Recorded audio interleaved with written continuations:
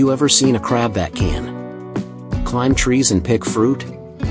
Sounds pretty absurd, right? Because in reality, most of us have never seen a crab capable of scaling tall tree trunks.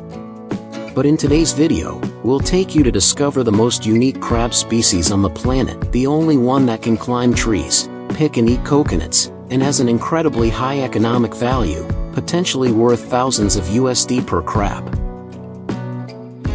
In some places, people even plant entire coconut forests to create farms for raising this crab. So, what kind of crab is it? Join us to find out right now.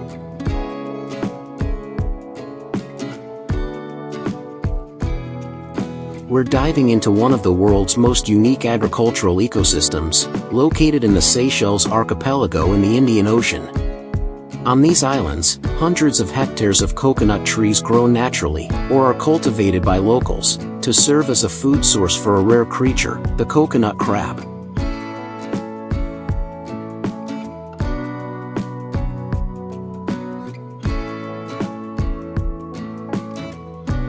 If you're picturing a tiny crab, think again.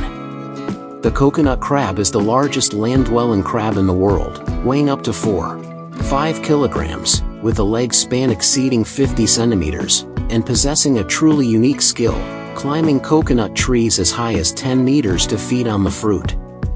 This remarkable adaptation not only astonishes scientists but also paves the way for sustainable and innovative agriculture, tourism, and culinary opportunities for the island's residents.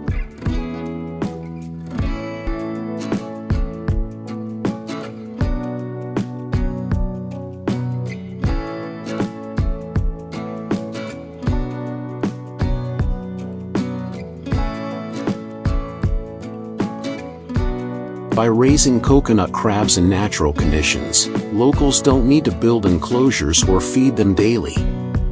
These crabs can take shelter in burrows or old coconut tree roots, and a near-natural environment promotes their growth and boosts reproduction rates.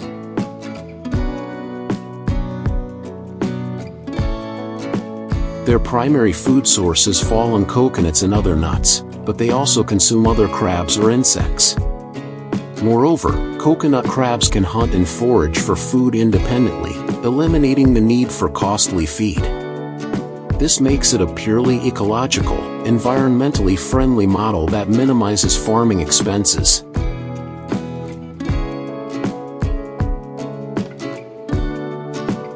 However, raising coconut crabs differs from other animals. They not only require a natural habitat but also have a long life cycle and slow development. Coconut crabs can take up to 5 years to reach maturity, resulting in a lengthy farming process that makes them rare and highly valuable. Export prices range from $100, $300 per crab, and can even reach $400, $500 at upscale restaurants in Japan, Singapore, or Dubai.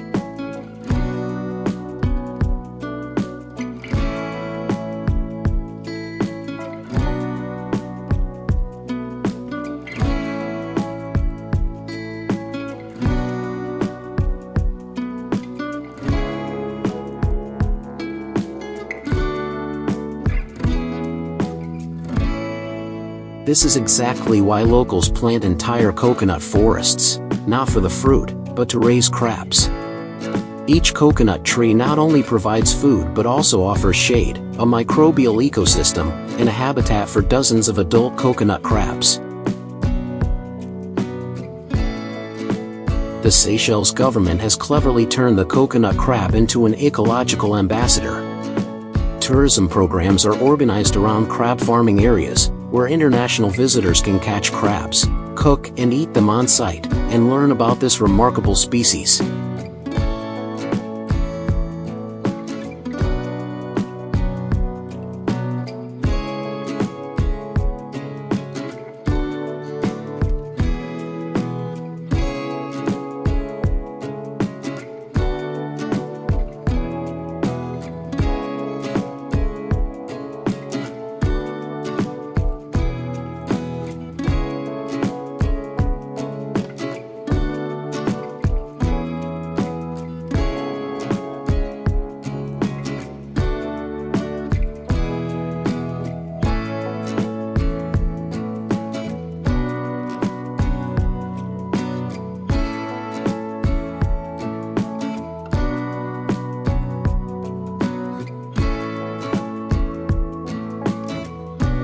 The coconut crab harvest season is quite long, spanning from September to August of the following year. These crabs are relatively docile, so harvesters only need to secure their claws and place them in mesh bags. Typically, each season yields around 1,000–1,500 mature coconut crabs.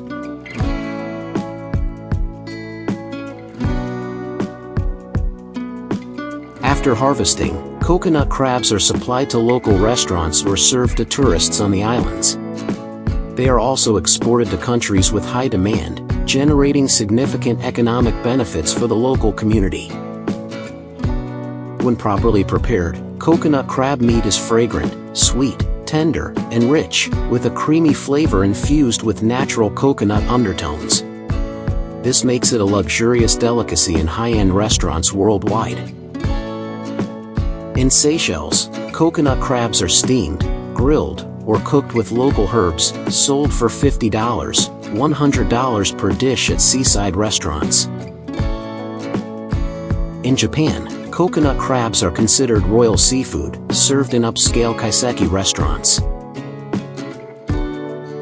In Vietnam, imported coconut crabs from Japan cost $150, $250 per crab, available at select high-end seafood restaurants in Ho Chi Minh City, Hanoi, and Phu Quoc.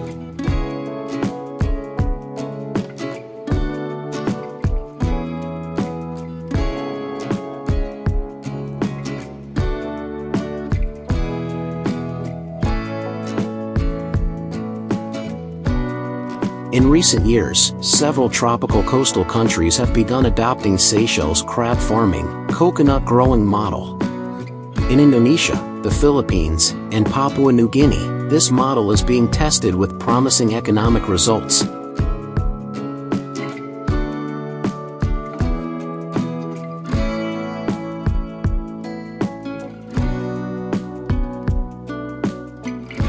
That's all for today's video. What are your thoughts? Please leave lots of comments below to let us know. Don't forget to like, share, and subscribe to support the channel. For now, goodbye, and see you in the next videos.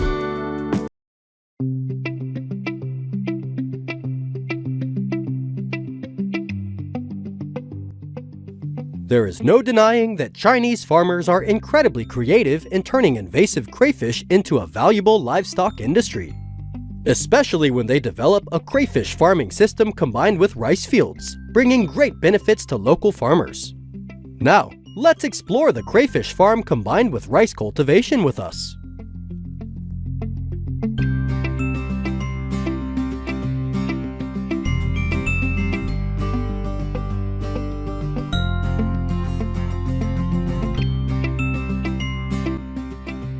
Previously, Chinese farmers believed that crayfish could not be raised in rice fields because they would eat rice plants, damage the soil, and dig holes in dams, causing water to flow out of the fields and harm the rice plants. Furthermore, crayfish are an invasive species originally from America, so Chinese farmers hated them. But, with extraordinary creativity, they have turned this pest into a species of high economic value. Currently, the value of crayfish in China is estimated at tens of thousands of billions of dong. And it must be said that crayfish has revolutionized traditional agriculture in China, especially in regions such as Hubei, Anhui, and Jiangsu.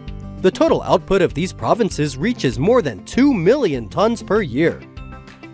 Crayfish and rice farmers said that each mu of rice field can produce more than 150 kilograms of crayfish and 500 kilograms of organic rice. And the average income per mu can reach 4,000 to 5,000 yuan, equivalent to more than $600. Each farmer owns dozens to hundreds of mu of rice fields, so their income per crop can reach hundreds of thousands of $, which is a dream number for most ordinary workers in China. So, how do Chinese farmers cultivate and maximize profits from this combined model? For maximum efficiency, farmers design small canals around their rice fields to provide an environment for crayfish during the dry season. These crayfish cannot survive without water, so it is necessary to maintain the appropriate water level to ensure optimal conditions for both the rice and crayfish. Farmers release the crayfish into the rice fields after transplanting the seedlings. creating a natural habitat for the crayfish, which thrives alongside the rice plants. The crayfish species commonly farmed in conjunction with rice cultivation is the red crayfish, which is commonly farmed in China and some states of the US due to its adaptability to market demand. Crayfish are released into the field at about 60 kilograms of crayfish larvae, allowing them to breed and avoid competition for food. Farmers often grow rice varieties that synchronize with the life cycle of crayfish to make harvesting easier.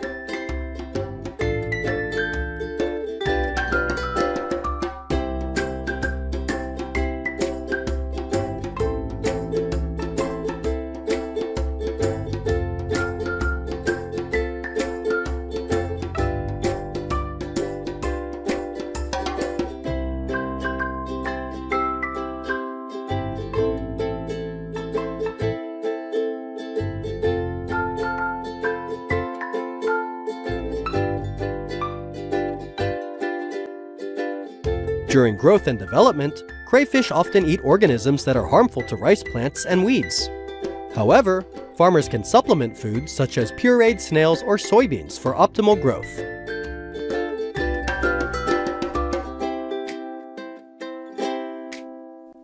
The system of combining crayfish farming with rice fields brings many great benefits to agricultural production. Crayfish can help eliminate weeds and pests, limit chemical fertilizers and pesticides in rice fields. The principle of crayfish farming in rice fields is never to use pesticides when possible, to ensure the safety of farmed crayfish, thereby also producing organic rice, which has a high price in the market. Raising crayfish in rice fields helps increase annual rice yields. Typically, the symbiosis between crayfish and rice can increase rice yields by 5 to 10%.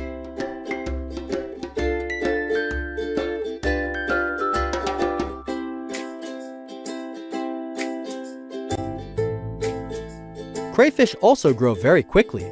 Farmers harvest after about 60 to 80 days from the time of releasing the crayfish. Usually, harvesting uses crayfish pots or net cages to catch them, which helps to be more effective. You can also use nets to catch crayfish in ditches, and finally, drain all the water in the field before harvesting the rice to harvest all the remaining crayfish. After being harvested, crayfish are transported to places of consumption such as markets or restaurants. Some are transported to processing plants to be frozen or cooked for packaging.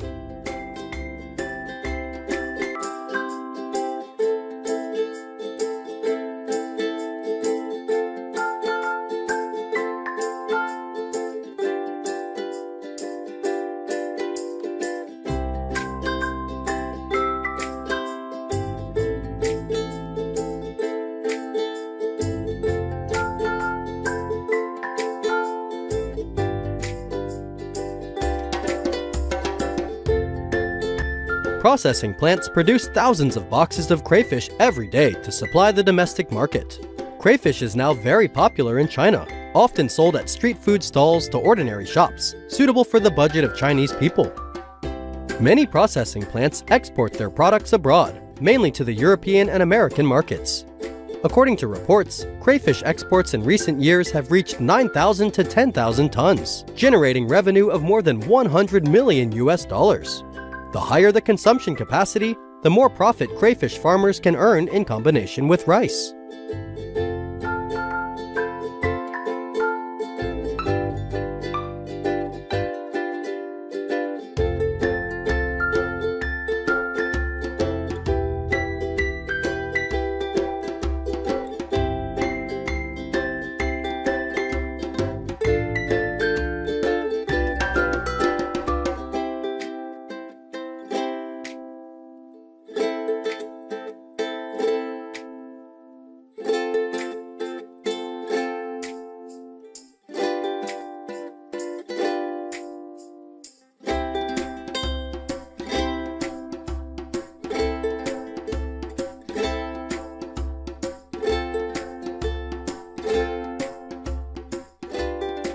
Not only in China, Louisiana in the US also develops the industry of raising crayfish in rice fields, but is mainly popular in some neighboring states. It is a nutritious and healthy source of protein.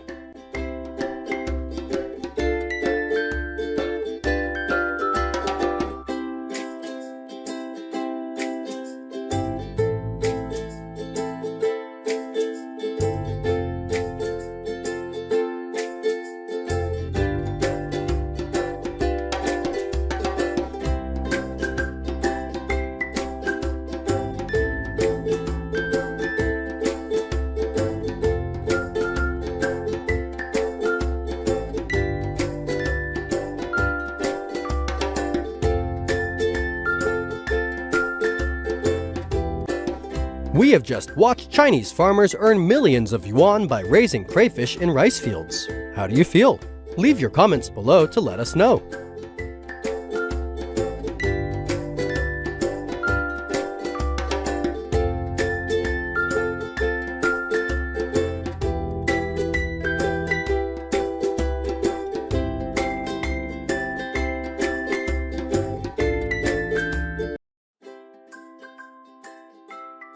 Welcome to our channel, where we explore the strangest and most unique stories from around the world.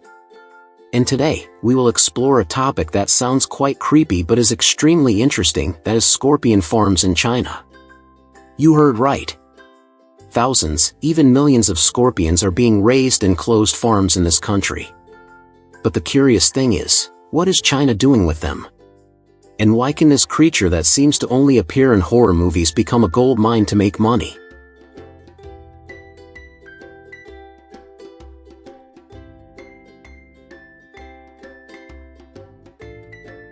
In provinces such as Hunan, Anhui, Sichuan and Yunnan, peaceful rural areas in China, people are developing a unique agricultural model, commercial scorpion farming.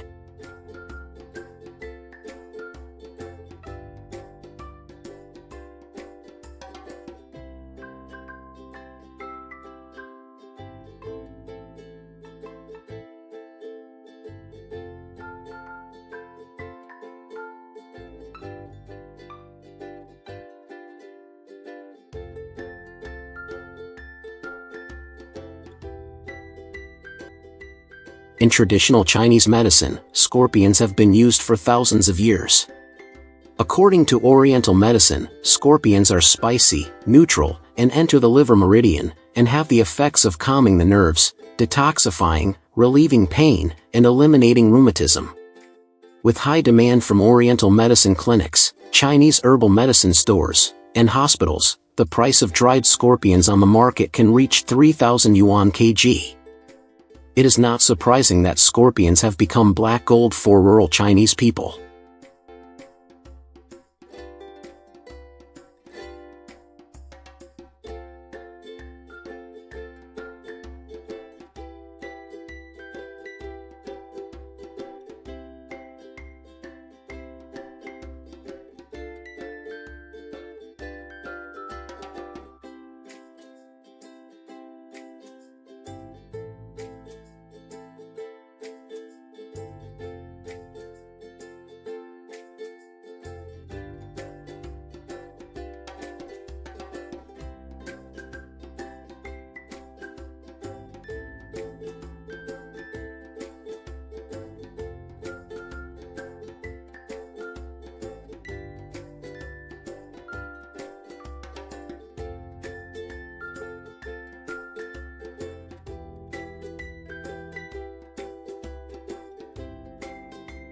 What has attracted special attention from scientists is scorpion venom, which was once considered a deadly weapon, but now has the potential to save lives. Many studies in China, the US, and Europe show that chlorotoxin in scorpion venom has the ability to recognize and attach to brain cancer cells without affecting healthy cells. Or some peptides in scorpion venom have antibacterial and anti-inflammatory effects, opening up the possibility of creating a new generation of antibiotics. Current scorpion venom extraction technology can create high-value products, up to $10 million for 1 liter of pure venom. That's why many Chinese biotechnology and pharmaceutical companies are rushing to buy live scorpions for research and production.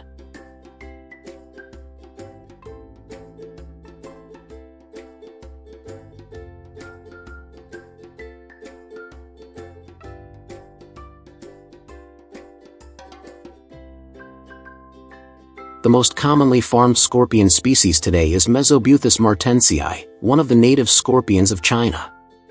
This species has moderate venom, is easy to control, and has high medicinal value, making it very popular in the pharmaceutical industry.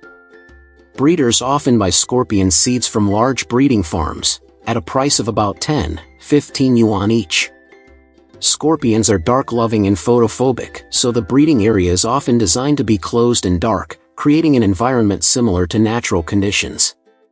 The ideal temperature for breeding scorpions is between 25–30 degrees Celsius, with humidity maintained at 70–85%. Their food includes crickets, cockroaches, mealworms and small insects, with a feeding schedule of 2–3 days. After each meal, the leftover food should be removed to avoid damaging the breeding environment.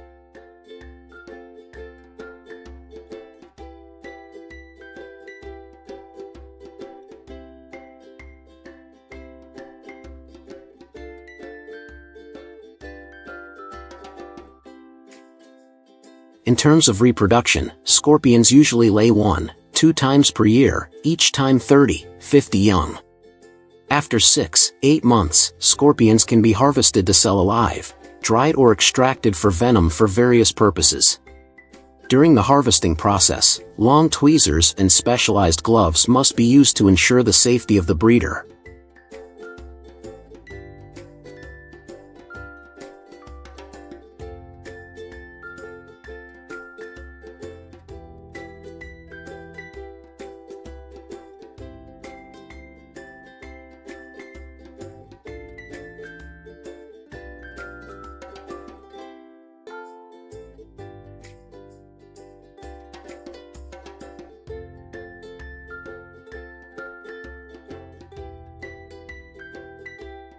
Many households in China can earn millions of dollars each year from raising scorpions.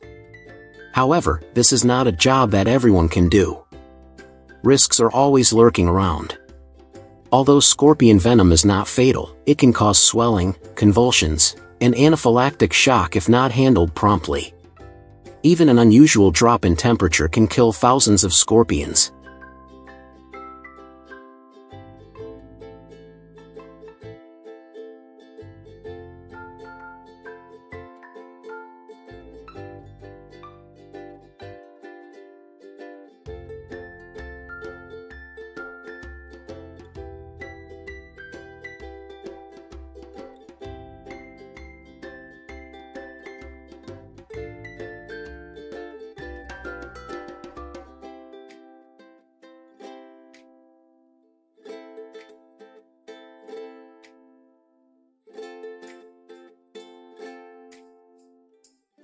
Six, scorpion farms in China are a typical example of how humans turn a terrifying creature into an economic, medical, and even cultural resource.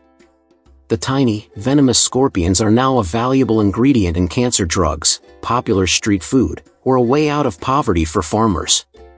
However, like any other biological industry, the development of scorpion farming needs to be accompanied by regulations, supervision, and ethics. Otherwise, the immediate benefits will quickly become long-term dangers to public health and the environment. So, in your opinion, are scorpions opening a new biological era for humanity? Or is this just a reckless gamble of an agriculture that is thirsty for profit? Leave your comments below to let us know.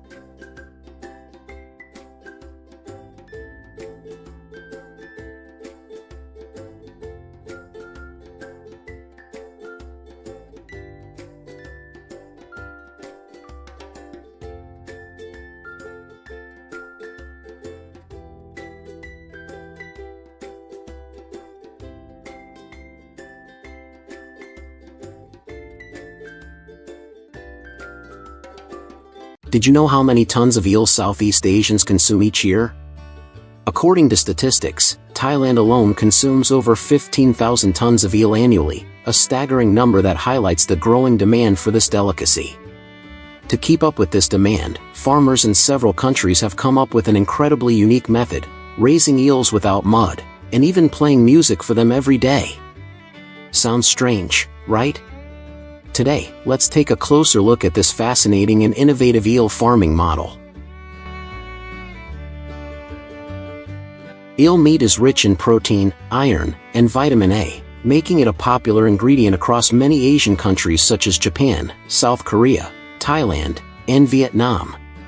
However, raising eels is no easy task. They are highly sensitive to stress and prone to disease, especially in traditional muddy ponds, where sanitation is hard to control. This is a major reason behind frequent disease outbreaks and significant losses for farmers. That's why many have started shifting to an entirely new model, mud-free eel farming, a cleaner and more efficient approach.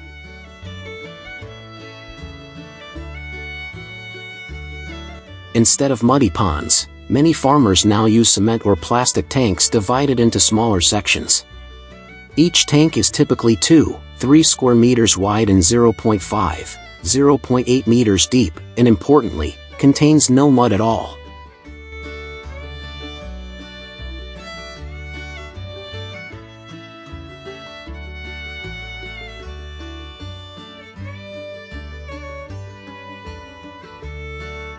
Instead, PVC pipes, black mesh, or foam blocks are placed inside to give the eels places to hide, mimicking their natural habitat but in a much cleaner, easier to manage environment.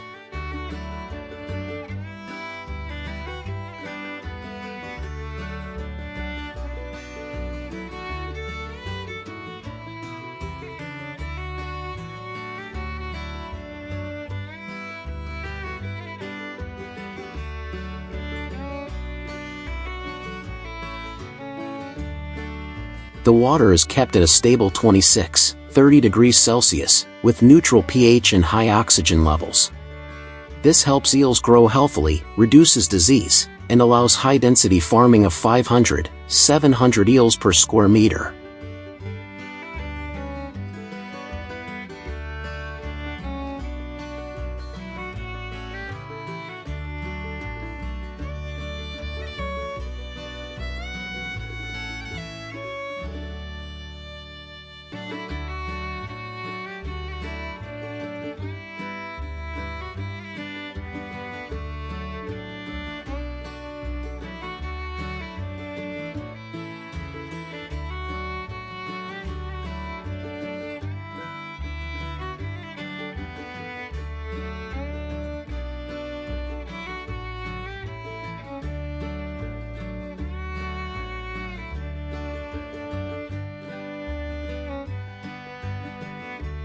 One particularly fascinating aspect of this modern method?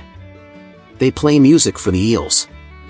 It might sound bizarre, but many eel farms in Thailand and Vietnam have taken this seriously. Soft, calming sounds, such as meditation music or classical tunes, are played to reduce stress, promote steady growth, and prevent aggressive behavior like eels biting each other. Some even use nature sounds, like ocean waves, rainfall, or flowing streams, to recreate a more natural and relaxing environment, helping eels adapt better and stay calm.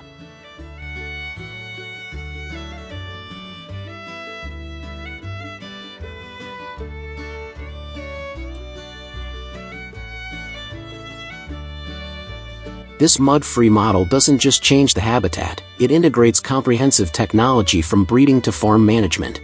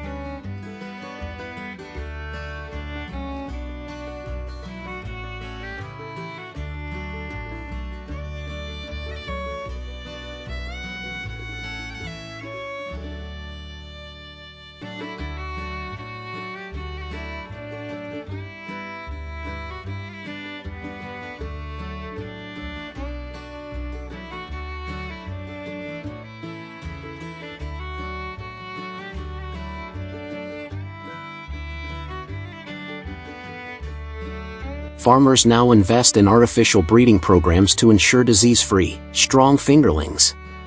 Scientists are also developing eel strains that adapt better to mud-free environments, paving the way for a potential breakthrough in aquaculture.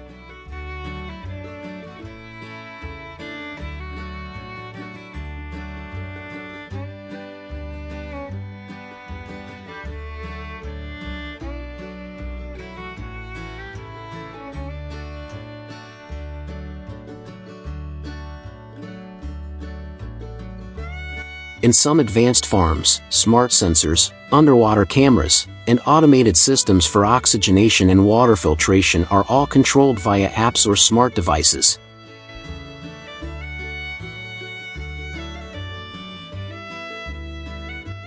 The economic results speak for themselves. In Indonesia, many farmers have even switched from rice to eel farming, thanks to strong export demand, especially from Japan and South Korea, where unagi is a beloved dish.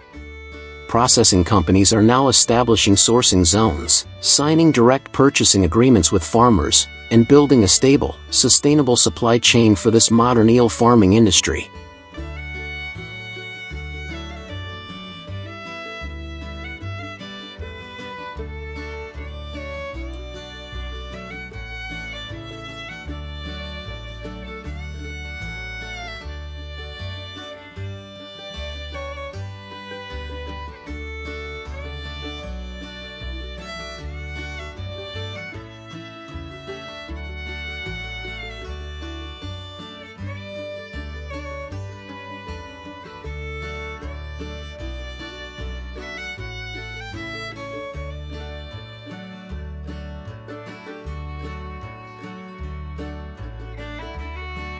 From a traditionally difficult and disease-prone species, eels are now emerging as a promising candidate for high-tech aquaculture in Southeast Asia. Mud-free farming, combined with music therapy, not only improves productivity but also opens up a new path for clean, safe, and sustainable aquaculture. What do you think about this unique approach to eel farming? Drop us a comment below, we'd love to hear your thoughts. Until next time, thanks for watching and goodbye.